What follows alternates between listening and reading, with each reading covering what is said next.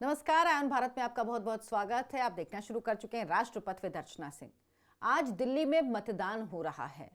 दिल्ली में मतदान में लोग बढ़ चढ़कर लोग हिस्सा ले रहे हैं। दोपहर तक वोटिंग थोड़ी स्लो थी, लेकिन उसके बाद वोटिंग ने गति पकड़ ली। और ये देखिए, मैं भी अपना वोट डाल के आई हूं, यानी लोकतंत्र के इस पर्व में अपना योगदान दे के आई हूं। सबको वोट जरूर करना चाहिए, क्योंकि हमें एक्सपेक्टेशन बहुत होती है, शिकायतें हम करते हैं, लेकिन वोट डालने के टाइम पे हम घर पे बैठ जाते हैं। लेकिन आज जब दिल्ली में वोट डाले जा रहे हैं तो अरविंद केजरीवाल परेशान हैं, आम आदमी पार्टी परेशान है, कांग्रेस परेशान है, राहुल गांधी परेशान है। वजह नरेंद्र मोदी। आप सोच रहे होंगे कि नरेंद्र मोदी क्यों वजह हैं। नरेंद्र मोदी राजनीतिक रूप से तो विरोधी हैं, लेकिन जब वोटिंग हो रही है उस समय क्यों नरेंद्र मोदी से परेशानी। दरअसल नरेंद्र मोदी आज ही पहुंचे महाकुंभ। जी, संगम में उन्होंने डुबकी लगाई। ये तस्वीरें सुबह से टीवी पर चल रही थी। इन तस्वीरों को देखकर अरविंद केजरीवाल जो परेशान हैं, जिनको ये साफ तौर पर लग गया है, जिसे कहते हैं दीवार पे लिखी हुई इबारत, उस तरह से दिख गया है कि वो चुनाव हार रहे हैं। ये तस्वीरें देखकर वो और ज्यादा बेचैन हो गए।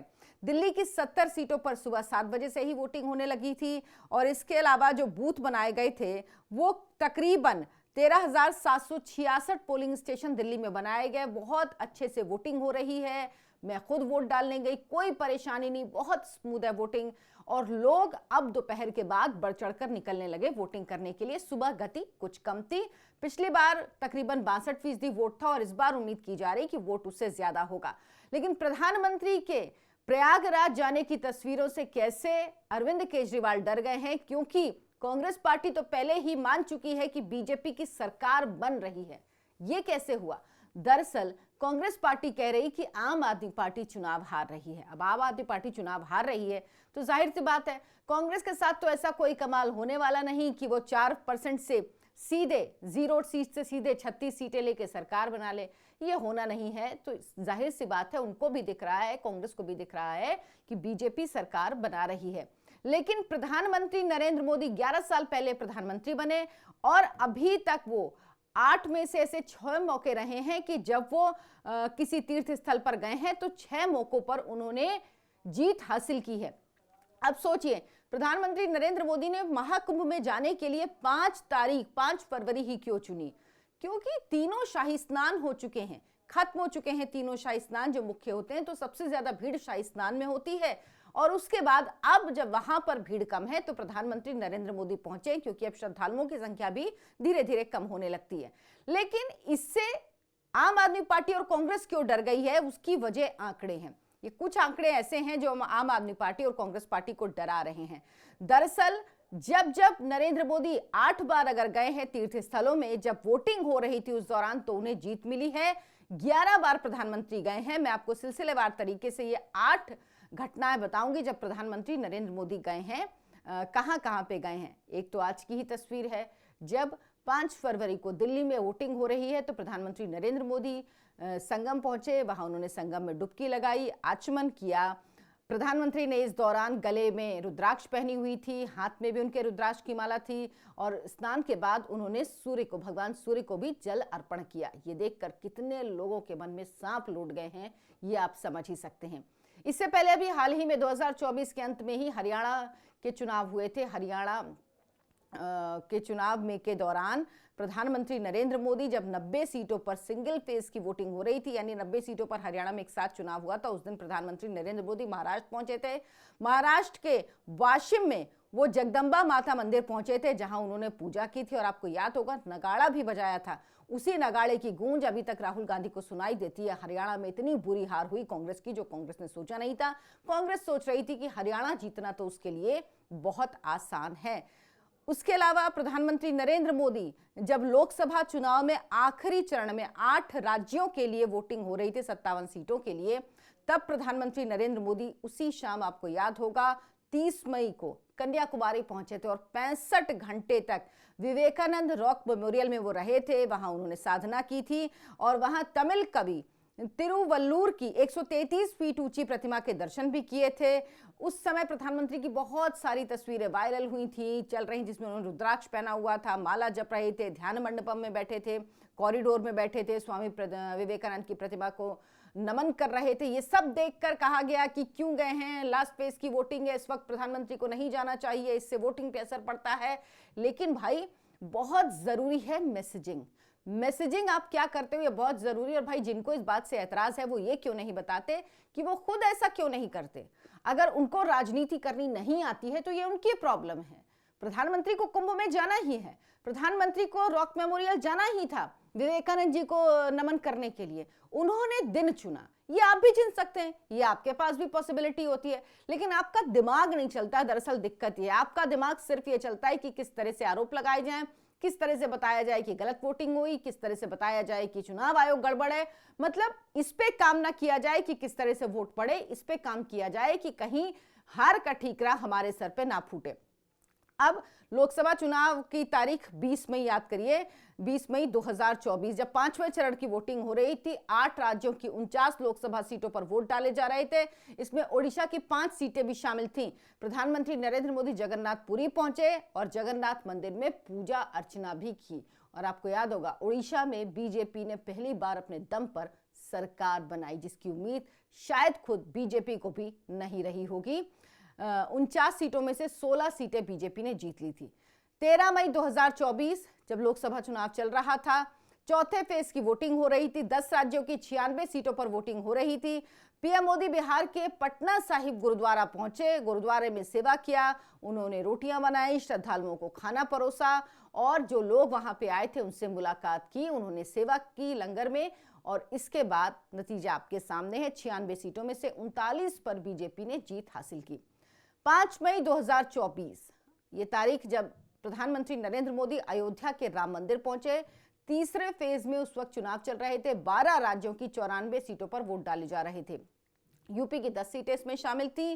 ठीक 2 दिन पहले प्रधानमंत्री अयोध्या पहुंचे और अभी कुछ समय पहले ही बने राम मंदिर में पूजा की और अयोध्या में प्रधानमंत्री ने रोड शो भी किया था। और इन 94 सीटों में से 57 सीटों पर प्रधानमंत्री ने बीजेपी ने जीत दर्ज की थी। कर्नाटक विधानसभा का चुनाव 10 मई 2030 प्रधानमंत्री जब वोटिंग हो रही थी तो कहां पहुंचे, राजस्थान के श्रीनाथ जी मंदिर पहुंचे।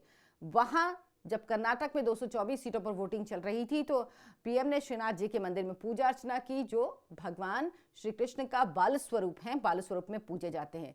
135 सीटें जीतकर यहां पर कांग्रेस ने सत्ता हासिल की और बीजेपी हार गई तो बीजेपी को महज 66 सीट मिली थी। एक ये उदाहरण है। एक उदाहरण और है पश्चिम बंगाल का। पश्चिम बंगाल में चुनाव हो रहे थे 27 मार्च 2021 को। तब प्रधानमंत्री मथुआ मंदिर में पहुंचे थे। विधानसभा की 30 और असम की 47 सीटों पर पहले चरण की वोटिंग हो रही थी। बांग्लादेश के ढाका में यशस्वरी मंदिर शक्तिपीठ पहुंचकर प्रधानमंत्री नरेंद्र मोदी ने वहां पर पूजा की थी। बीजेपी को 77 सीटें मिली थी। बीजेपी सरकार नहीं बना पाई, लेकिन 3 से 77 की जो दूरी बीजेपी ने तय करी थी वो वाकई बड़ा जंप था बीजेपी के लिए। एक पार्टी जिसकी सिर्फ 3 सीटें रही हो 77 सीट तक पहुंचकर मुख्य विपक्षी दल बन गया। कांग्रेस 0 पर पहुंच गई। ये बीजेपी जीत भले ही हासिल ना कर पाई हो, लेकिन बीजेपी के लिहाज से ये बड़ी बढ़त बीजेपी को मिली थी। लोकसभा चुनाव 2019 का 19 मई प्रधानमंत्री नरेंद्र मोदी कहां पहुंचे थे, केदारनाथ। आखिरी चरण में 8 राज्य की 59 सीटों के लिए वोटिंग हो रही थी और उस समय नरेंद्र मोदी की आपको तस्वीर याद होगी जब 11,000 फीट की ऊंचाई पर केदारनाथ मंदिर में प्रधानमंत्री भगवा कपड़े पहने हुए ध्यान लगाए थे। उस गुफा में उन्होंने तकरीबन 17 घंटे बिताए थे और बाहर निकलने के बाद मोदी ने कहा था, मैं जब भी भगवान के चरणों में आता हूं कुछ मांगता नहीं, क्योंकि उसने आपको मांगने नहीं देने योग्य बनाया है। उस दिन 59 सीटों पर जो वोटिंग हुई थी उसमें 36 सीटें बीजेपी ने जीती थी। कुल 303 सीटें जीतकर 2019 में नरेंद्र मोदी प्रचंड बहुमत के साथ प्रधानमंत्री बने थे। बीजेपी को सबसे ज्यादा सीटें 2019 में मिली थी। और गुजरात विधानसभा चुनाव 2017 का 12 दिसंबर 2017 9 दिसंबर और 14 दिसंबर को वोटिंग होनी थी और इसी बीच 12 दिसंबर को पीएम मेहसाणा पहुंचे और अंबाजी मंदिर में 12 मिनट तक उन्होंने माता अंबा की पूजा की, आरती की। नतीजा क्या हुआ, बीजेपी ने 49.1% वोट के साथ लगातार 8वीं बार गुजरात में जीत हासिल की, सरकार बनाई और बड़ी बढ़त मिली। विजय रूपाणी मुख्यमंत्री बने। विधानसभा चुनाव 2017 का उत्तर प्रदेश का 8 मार्च 2017 सोमनाथ मंदिर पहुंचे थे प्रधानमंत्री नरेंद्र मोदी। उत्तर प्रदेश में आखिरी चरण में 40 सीटों के लिए वोट डाले जा रहे थे। प्रधानमंत्री नरेंद्र मोदी अमित शाह सोमनाथ के मंदिर पहुंचे, वहां उन्होंने खास पूजा की, रुद्राक्ष की माला पहने हुए थे प्रधानमंत्री। और इस तस्वीर की खूब चर्चा हुई। 11 मार्च को यूपी चुनाव के नतीजे आए तो 15 साल बाद बीजेपी की यूपी में वापसी हुई थी। जी हां, 2017 में 11 साल बाद यूपी में बीजेपी वापसी कर पाई थी। 403 में से 312 सीटें जीतकर भारी बहुमत हासिल किया था। योगी आदित्यनाथ मुख्यमंत्री बने, जो 2022 में एक बार फिर मुख्यमंत्री बने। असम विधानसभा चुनाव 11 अप्रैल 2016 केरल के परावुर पुत्तिंगल मंदिर में पहुंचे थे प्रधानमंत्री नरेंद्र मोदी। दरअसल उससे पहले एक दिन पहले मंदिर में हादसा हो गया था, आग लग गई थी, 111 लोगों की मौत हुई थी, 200 से ज्यादा लोग घायल हुए थे। पीएम पहुंचे, अस्पताल पहुंचे, अस्पताल का दौरा किया, घायलों से मिले। इसके अलावा वो मंदिर भी पहुंचे थे जहां पर उन्होंने दर्शन किया था। और बीजेपी ने असम में 126 में से 86 सीटें हासिल की, 41.9 यानी तकरीबन 42% वोट हासिल किया और बीजेपी की सरकार बनी।